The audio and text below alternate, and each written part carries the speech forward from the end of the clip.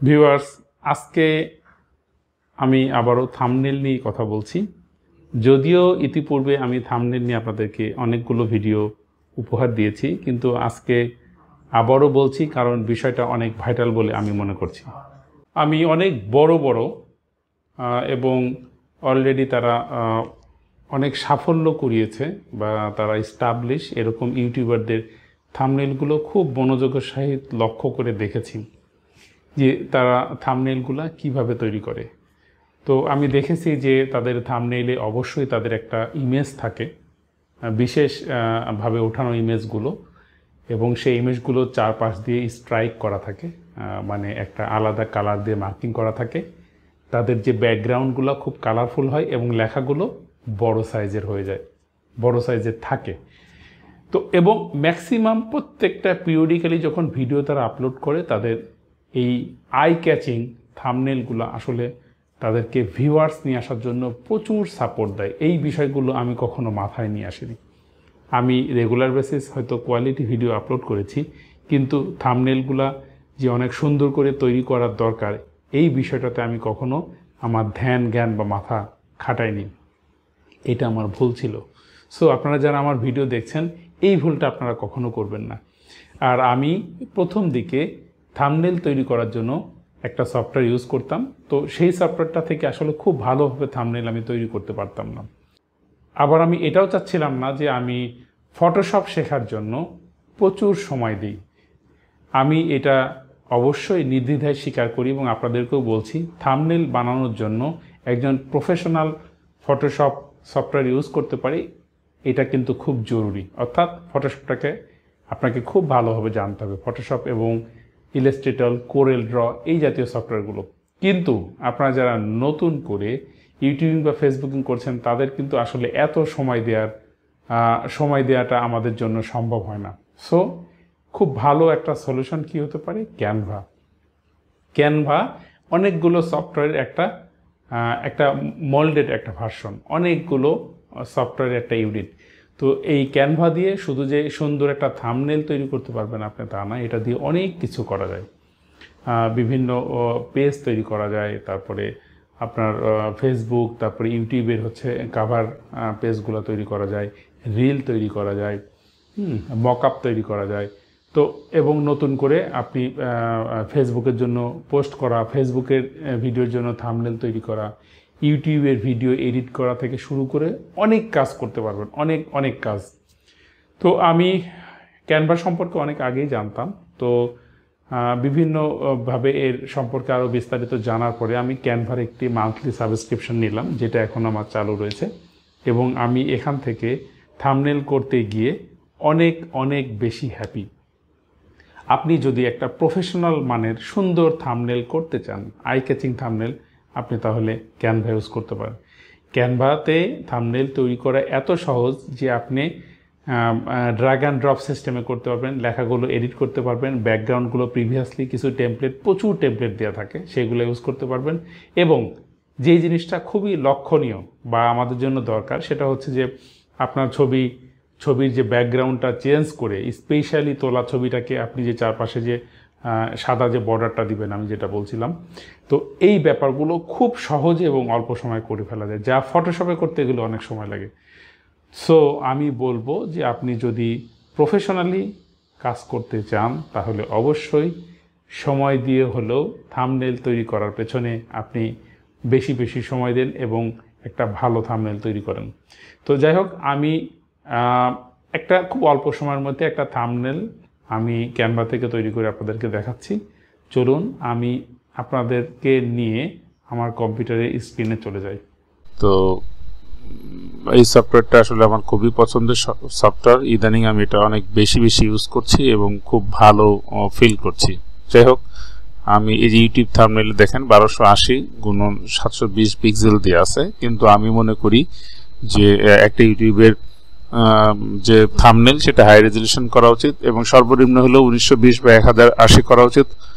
আর আপনারা যদি এর চেয়ে উপরে যেতে চান, তাহলে 2560x1440 এটাও করতে পারেন। যাই হোক, আমি এখানে ক্লিক করছি। ক্লিক করার পরে আমরা আসলে নতুন একটা পেজে আমাদেরকে নিয়ে যাবে এডিট করার জন্য। তো সেখান থেকে আমি প্রথমে যে কাজটা করবো সেটা হচ্ছে ইউটিউব থাম্বনেইল, যেটা দেখেন আপনি যদি ক্লিক করেন তাহলে প্রচুর টেমপ্লেট পাবেন, হাজার হাজার টেমপ্লেট।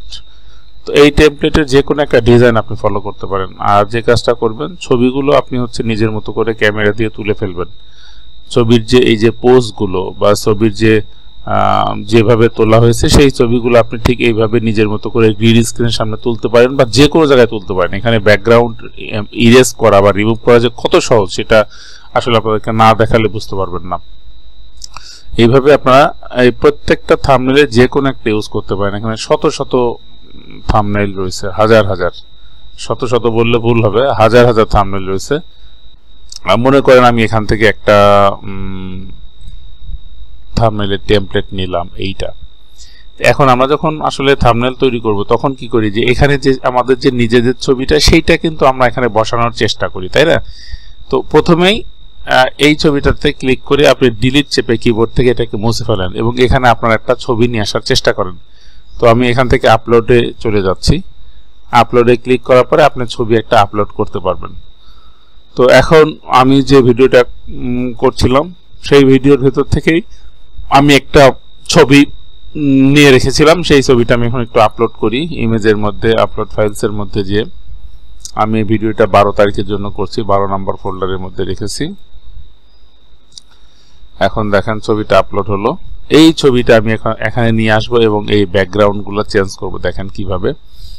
তো ভিউয়ার্স দেখেন, এটা ডাবল ক্লিক হয়ে দুইবার চলে আসছে। এখন মনে করেন এই ছবিটা আমাদের যেটা সমস্যা ছিল যে ছবির ব্যাকগ্রাউন্ডটা চেঞ্জ করা, তো এখানে আসলে এটা খুবই সহজে করা যায়। তো দেখেন এখানে আসার পরে শুধুমাত্র সিঙ্গেল একটা ক্লিক, এই যে ব্যাকগ্রাউন্ড রিমুভার, এটা ক্লিক করলে আপনি খেয়াল করে দেখেন আপনার ব্যাকগ্রাউন্ডটা রিমুভ হয়ে শুধু ছবিটা থেকে যাবে। তো এই যে এই বিষয়টা, এইটা কিন্তু আসলে চমৎকার একটা বিষয়। আপনি একটু খেয়াল করে দেখেন, এইটা কিন্তু আসলে ক্যানভাতে যত সহজে করা যাচ্ছে অন্য কোনো সফটওয়্যারে এত সহজে করা যায় না। তো যাই হোক, এটাকে আমি ছবিটাকে বড় করে দিচ্ছি।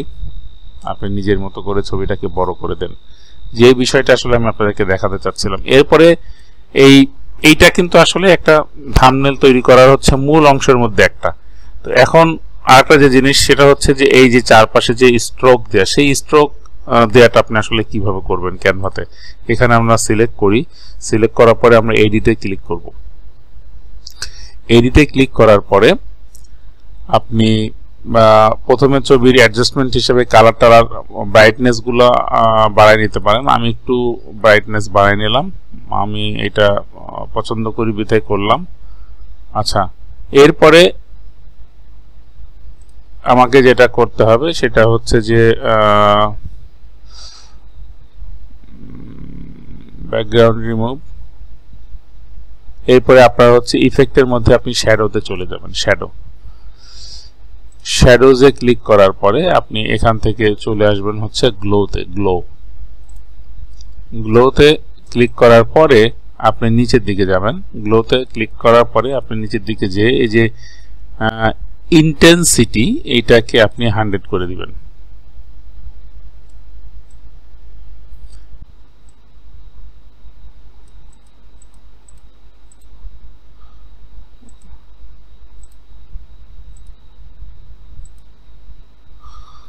তো যাই হোক ভিউয়ার্স, আমি এখান থেকে ছবিটার যে পাশে যে ব্যাকগ্রাউন্ড, মানে যেটাকে আমি বলতে চাচ্ছিলাম যে এই চারপাশে যে বর্ডার দেওয়ার যে ব্যাপারটা, এটা আসলে খুবই গুরুত্বপূর্ণ। এইটা একটা থাম্বনেইলের ব্যাপারটাকে একটু সুন্দর করে, একটু সুন্দর না, এটা আসলে যথেষ্ট সুন্দর করে। এইভাবে যদি আপনি আমি বাকি লেখাগুলো ভিউয়ার্স এখান থেকে সবই ড্র্যাগ অ্যান্ড ড্রপ সিস্টেম, আপনি ক্লিক করে সিলেক্ট করে সেগুলোকে চেঞ্জ করে ফেলতে পারবেন। তো এইগুলো আর আমি দেখাচ্ছি না।